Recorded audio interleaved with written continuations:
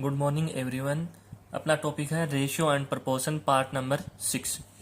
Question है तीन संख्याएं a, b तथा c का अनुपात 6:5:4 है। यदि प्रत्येक संख्या में 15 जोड़ दिया जाए तो यह अनुपात 15:13:11 हो जाता है। तो संख्या a ज्ञात कीजिए। संख्या ए ज्ञात करो। तो तीन संख्याओं का अनुपात दे रखा है a:b:c 6:5:4 और इन संख्याओं में 15 जोड़ दिया जाए।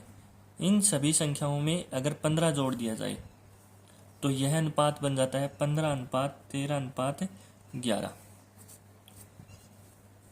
तो यहाँ से a इक्वल टू तो हो गया 6x, क्योंकि a का अनुपात है 6 और b इक्वल टू हो जाएगा 5x, क्योंकि b का अनुपात है 5 और c का अनुपात है 4, इसलिए c संख्या हो जाएगी 4x।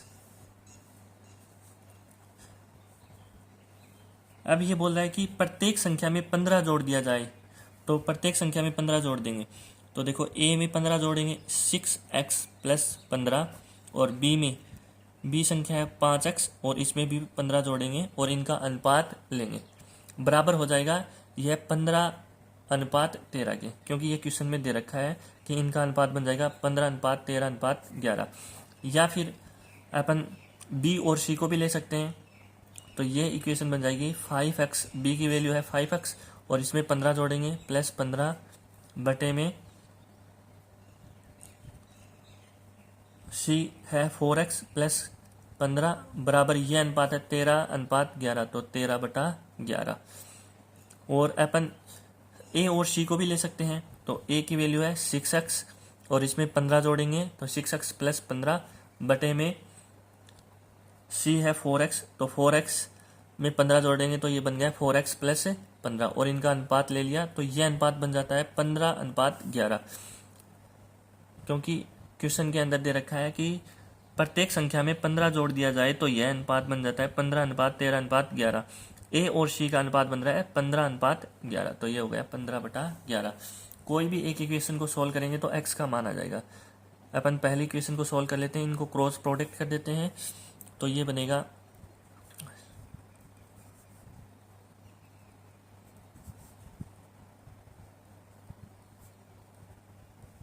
ये इक्वेशन बन गई। अब यहाँ से सॉल्व कर लेंगे तो x की वैल्यू आ जाएगी अपने पास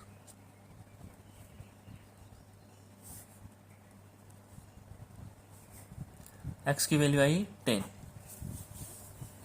अब पूछा है संख्या a ज्ञात करो। तो संख्या a है अपने पास 6x, तो a इक्वल टू हो जाएगी 6x और x की वैल्यू है 10, तो 6 × 10 तो ये बन गई 60। a की वैल्यू आ गई 60। अगर b की वैल्यू पूछता अपने को तो b बराबर है 5x, तो ये बन जाएगा 5 × 10 बराबर आ जाएगा अपना 50। c है अपने पास 4x, अगर c पूछता तो 4 × 10 तो ये बन जाएगी 40। इस क्वेश्चन को दूसरे तरीके से भी कर सकते हैं अपन। दूसरा तरीका देखते हैं। देखो अपने को अनुपात दे रखा है a:b:c 6:5:4 और इनमें 15 जोड़ दिया जाए। इस अनुपात में या इन संख्याओं में 15 जोड़ दिया जाए तो यह अनुपात बन जाता है 15:13:11। अब देखो a का अनुपात तो बढ़ रहा है 6 से 15 हो रहा है, मतलब 9 से बढ़ गया है, और b का अनुपात हो रहा है 5 से 13, तो ये 8 से बढ़ रहा है, और ये 4 से हो गया 11, ये 7 से बढ़ रहा है, ये 9 से बढ़ रहा है, ये 8 से बढ़ रहा है और ये 7 से बढ़ रहा है। अब अपन इक्वी डिस्टेंस बनाने के लिए ये जो अनुपात है ये समान बढ़ना चाहिए। a भी समान बढ़ना चाहिए, b भी समान और c भी समान। जैसे अगर a भी 5 से बढ़े तो b भी 5 से बढ़े और c भी 5 से। तो अपन करेंगे इन दोनों का डिफरेंस लेंगे। इन दोनों का डिफरेंस है 1 और नीचे इन दोनों का डिफरेंस लेंगे। इन दोनों का डिफरेंस है 2। तो अपन यहाँ पर तो इस अनुपात तो कर देंगे 2 से मल्टीप्लाई, अपोजिट मल्टीप्लाई कर देंगे, और नीचे वाले अनुपात को इस 1 से मल्टीप्लाई कर देंगे। अब ये बना A अनुपात B अनुपात C। तो 2 से मल्टीप्लाई करेंगे तो ये तो बन जाएगा 12 अनुपात 10 अनुपात 8, और नीचे वाला बन जाएगा 1 से गुणा करेंगे तो सेम ही रह जाएगा 15 अनुपात 13 अनुपात 11। अब देखो ये 12 से 15 हो रहा है, 3 के रेशियो से बढ़ रहा है, ये 10 से 13 हो रहा है, ये भी 3 के रेशियो से, और ये 8 से 11 हो रहा है, ये भी 3 के रेशियो से बढ़ रहा है। तो 3 रेशियो या 3x, और इन संख्याओं में 15 जोड़ा जाता है तो इक्वल टू हो जाएगा 15। तो यहाँ से x इक्वल टू आ जाएगा 15/3 बराबर 5। तो x की वैल्यू आ गई 5। और यहाँ से देखो अब अपना जो फाइनल रेशियो बन गया है ये हो गया। तो a की वैल्यू निकालनी है तो a इक्वल टू है यहाँ पर 12x, तो 12 इंटू एक्स की वैल्यू आई 5, तो 12 इंटू 5 बन जाएगा ये 60। a की वैल्यू आ गई अपने पास 60। अपन ने ये जो डिफरेंस लिया है a और b का, तो अपन ये डिफरेंस a b और c का भी ले सकते हैं, और नीचे भी फिर b और c का लेंगे, और फिर अपोजिट मल्टीप्लाई कर देंगे। उसके बाद में अपना जो ये अनुपात है ये समान अनुपात में बढ़ेगा, इक्वी डिस्टेंस से बढ़ेगा, और फिर ऐसे सोल्व कर लेंगे। इसके सिमिलर नेक्स्ट क्वेश्चन देखते हैं।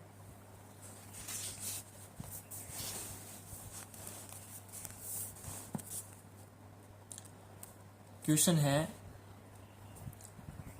पुत्र तथा पिता की आयु का अनुपात 1:5 है, माता और पिता की आयु का अनुपात 4:5 है। 2 वर्ष बाद पुत्र तथा माता की आयु का अनुपात 3:10 हो जाएगा। पिता की वर्तमान आयु क्या है? तो दे रखा है पुत्र तथा पिता की आयु का अनुपात 1:5, और दे रखा है माता तथा पिता की आयु का अनुपात 4:5। 2 वर्ष बाद यह अनुपात 3:, 2 वर्ष बाद पुत्र तथा माता की आयु का अनुपात, पुत्र तथा माता की आयु का अनुपात 3:10 हो जाता है। ये है आफ्टर 2 ईयर, 2 वर्ष बाद। तो पिता की वर्तमान आयु ज्ञात करनी है, फादर की वर्तमान आयु ज्ञात करनी है। तो देखो सबसे पहले हम कंबाइंड रेशियो बनाएंगे। ये दे रखा है पुत्र तथा पिता की आयु का अनुपात, और ये दे रखा है माता तथा पिता की आयु का अनुपात। तो माता का अनुपात है यहाँ पर 4, तो माता के अनुपात के नीचे लिखेंगे 4, और पिता का अनुपात दे रखा है 5। तो कंबाइंड रेशियो बनाने के लिए सबसे यहाँ पर कॉमन है पिता की आयु का अनुपात, तो पिता की आयु के अनुपात को समान बनाएंगे, और ये तो पहले से ही समान है। देखो ऊपर वाले में 5 है और नीचे वाले में भी 5 है, तो ये अपना बन जाएगा 1:5:4। और यह 2 वर्ष बाद में, 2 वर्ष बाद में अनुपात हो रहा है माता तथा पिता पुत्र। तो पुत्र का अनुपात तो है 3 और माता का अनुपात है 10।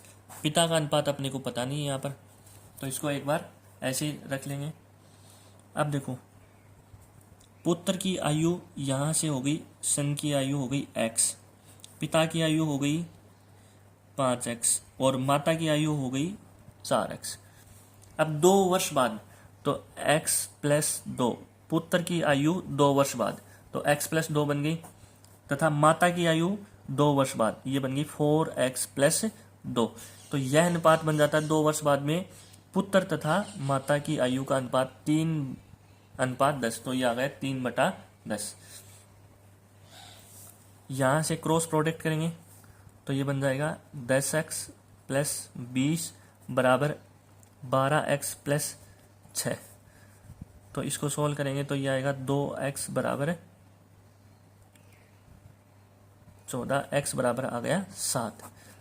अपने को क्वेश्चन में पूछा है पिता की वर्तमान आयु, तो पिता की वर्तमान आयु है 5x, तो पिता की वर्तमान आयु हो जाएगी f बराबर 5 इंटू एक्स का मान आया अपने पास 7, तो 5×7 = 35 वर्ष आ गई पिता की आयु।